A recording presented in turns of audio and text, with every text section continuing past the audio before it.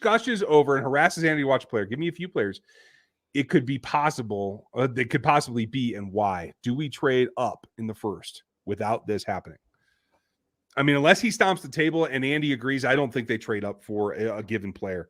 They probably have a couple of guys they think is worth it. And if they get to a certain point, then they do the McDuffie thing where it's a mid-round trade up, right?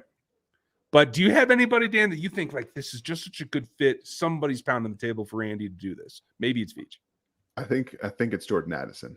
Yeah. Because of the route specific stuff.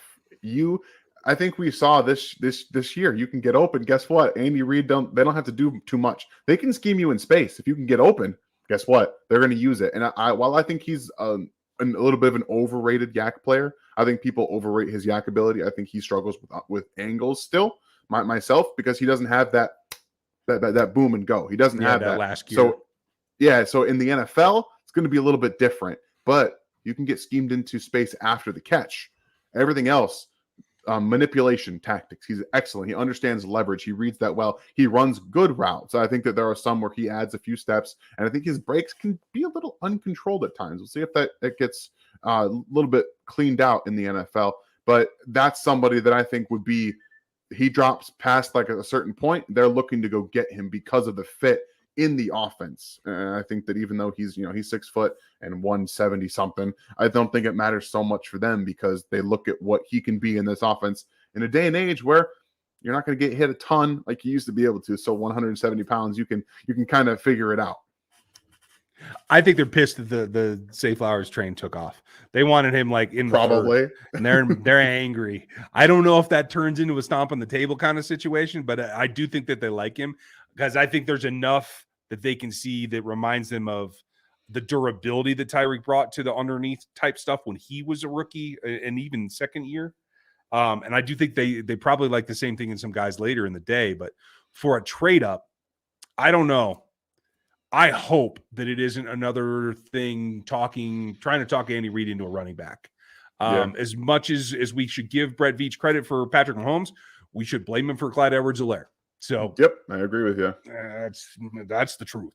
So I don't know, but I don't think that there's a trade up without it being a guy that they've identified that they really want to go get. Stevie, thank you, and thank you, Dean. How far would Jalen Carter and JSN need to fall where you were both all in on moving up and drafting them?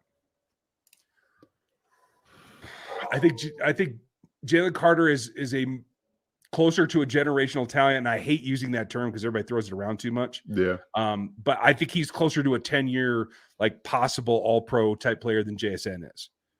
So he gets out of the top 10, he gets to 11, and the Titans pass on him. I'm starting to make calls. Yeah, I get it. I don't think anyone in that teens is trading down to 31. Yeah. I don't. And as much because it would not only take, I think, an astronomical amount to get them out of their spots, because if Jalen Carter's falling, they're probably also going to be on that board too, and they're going to want a haul to get out of that spot. It's hard for me. And JSN, as much as I like JSN, they don't need a slot guy who can play on the another outside. One. Like, I like his build. I like it. Mm-hmm. And I think that he's an excellent short to intermediate player. And he does not have that game speed. I think that even to an extent, Addison doesn't always have that gear downfield. He's got more than JSN does. And while I think he's a good fit in the offense, if he's there at 31, sure, pull the trigger. But it's not something you need to go all in to move up to get in this offense that you can get in the second, third, fourth, fifth round. Right. So that's how I see it.